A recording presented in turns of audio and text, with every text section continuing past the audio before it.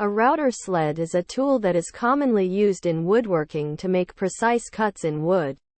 It consists of a flat platform with a guide attached to the bottom, which holds the router in place.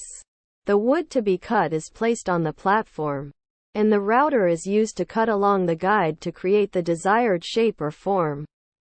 Making sawdust with a router sled is a common byproduct of using the tool. The router sled works by rotating a cutting bit at high speeds to remove material from the wood.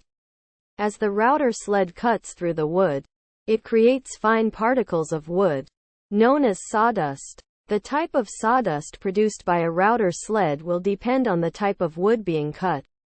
In the case of maple wood, the sawdust will be fine and pale in color. Sawdust is typically collected and disposed of or used for other purposes, such as making wood pellets or as a soil amendment.